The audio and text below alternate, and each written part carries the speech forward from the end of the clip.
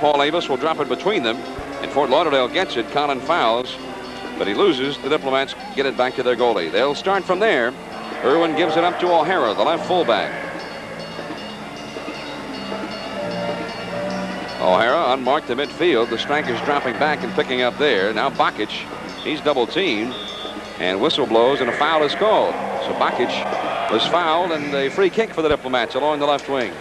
Dewsnip, who's a forward, running back in a sense to mark another forward, and forwards are really not all that good at tackling very often. That was a very crude affair from behind. O'Hara gets the ball to Jimmy Steele. The Diplomats have everybody pushing up now. Steele into the penalty area, still holding. Now tries to drop it off to O'Hara, but as he did, O'Hara made a cut back. The ball out of bounds. I'm afraid Steele was in trouble if he'd lost that ball, because as you said, they had everybody up, and if Fort Lauderdale had got that ball, they really have not exactly clear sailing, but pretty open space in front of them. Washington has it right back. Here's Bakic. He's got Stokes and Cannell in front if he can get it to him, but he can't. Good tackle by number 2, Maurice Whittle, to get the ball away from him. Now Irving loses it. O'Hara knocks the ball off Irving, out of bounds. Washington throw in. Bakic, number 11, to do it. Get a good look there at George Dewsnip. Here's O'Hara. Tries to thread the needle to Bakic, intercepted by Andy Rolland. Chip ahead, and it's knocked down by the Diplomats. Mike Dillon, former Cosmo. Now Marcantonio. Played with the Toronto Metros the year they won the league championship. That one went through everybody. Belongs to Fort Lauderdale. Well, Gordon Bradley did something unusual there. That last thrust up the field, we were talking about it. They had everybody, all 10 players except for the goalie, were in the offensive end. Yes, and it was a defender, a key defender, a central defender, Steele, who was dribbling the ball through. That's why I say if he loses the ball when he's doing that, then his team is in big trouble. It is a gamble at this point. It's still very early in the ball game, and they're down by a goal, but Gordon Bradley already is pushing up, going for the tying goal. Diplomats have a free kick after a Fort Lauderdale foul. Evidently not a policy. Not everybody is up on this free kick by any means, so it's... Cannell gets it in front. Look out, here's Bakic, and Gordon Banks beats him to it. Got the ball inside to Paul Cannell. Number 9, and we'll get a look at it. This is Banks going down, well, not quite at the feet of Bakic, but certainly close enough to be dangerous. High chip now. Going after the ball is Irving.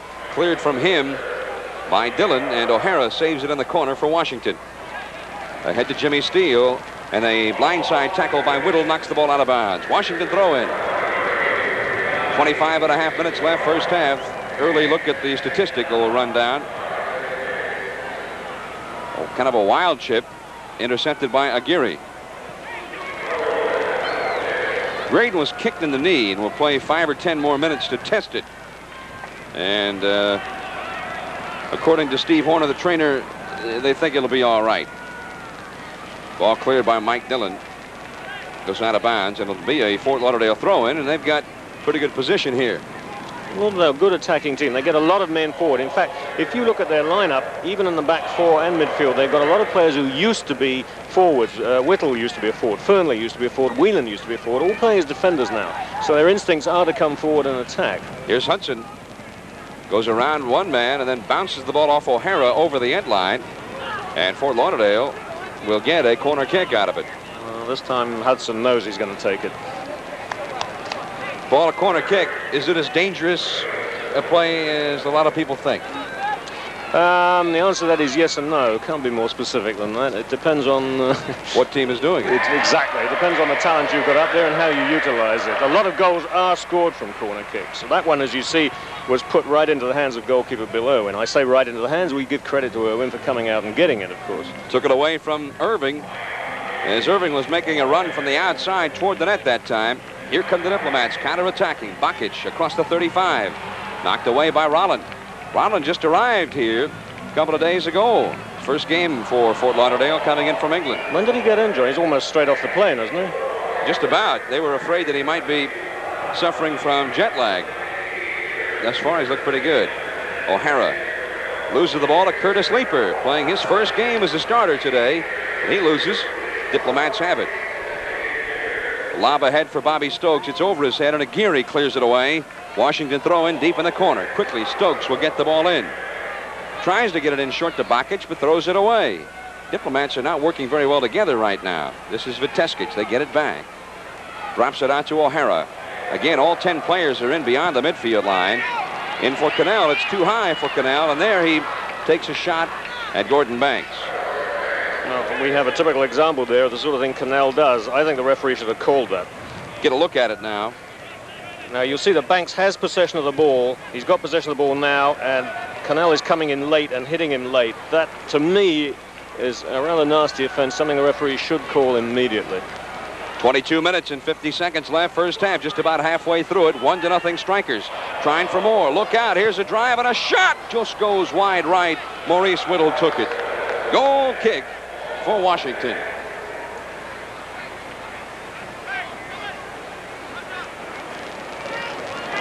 Bill Irwin will set it up for the Diplomats. He seems to be quite a kicker, this guy. I think he's just arrived this season. You're going to get American football teams looking at this guy because he can thump the ball a long, long way. Very powerful kick indeed.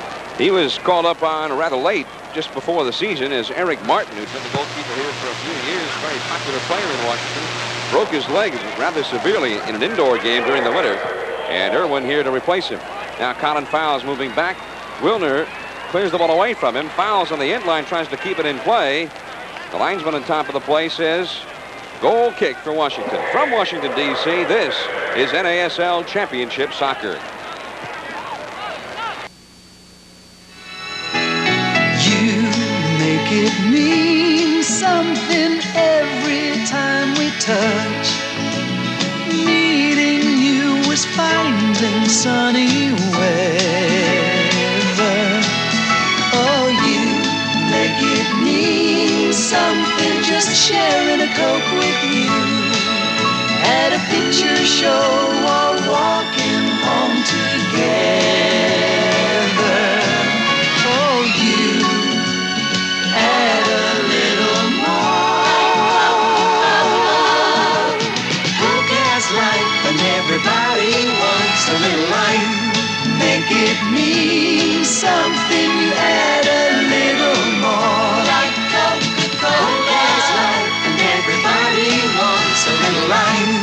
Make it mean something, you add a little more. John Miller along with Paul Gardner at RFK Stadium. Our first telecast of the year. We have, well, about 8 more, including the playoffs and Soccer Bowl 78. And while we were away, as you look at Paul Avis, the referee with number 4, Ray Graydon, David Irving of Fort Lauderdale coming into your picture. We had a bit of a fracas, and I think we have it on videotape here. Paul, let's take a look. Yeah, well, you see Fernley on the ground trying to hold the ball. Graydon can't get it, gets frustrated, is treading all over Fernley, picks him up, shakes him, very annoyed with it. The referee is talking to both of them now. I haven't seen any yellow cards being flashed. I don't know whether we have an official caution here or not. Well, he's talking with both of them right now. Yeah, he called, Fernley ran off. Paul Avis, the referee, called him back. And he's still talking to them. There's no set time, really, for a referee to give a yellow card. A lot of them don't like to give them, period. Well, they don't like to give them early in the game, which I think is a mistake. I think early in the game is the time to give them. The problem with giving a yellow card early is that you cannot give a second yellow card. If you have another offense coming up which is worth a yellow card, you have to give them a red card, which means he's out of the game. That's what Jimmy Steele's under the threat of right now. Man who will take this free kick. They called the foul on Fernley, apparently. Yeah, the original foul was on Fernley. The retaliation, which was worse, was by Graydon. Inside it goes for Dillon. The Diplomats again pushing up some fullbacks. Viteskic, number 6. There were no yellow cards again issued there. Here's Graydon in the corner. Fernley picks him up. Here's the cross. Knocked down wide of the goal. Paul Cannell there on his knees. And Roberto Aguirre and Tony Whelan converged on him.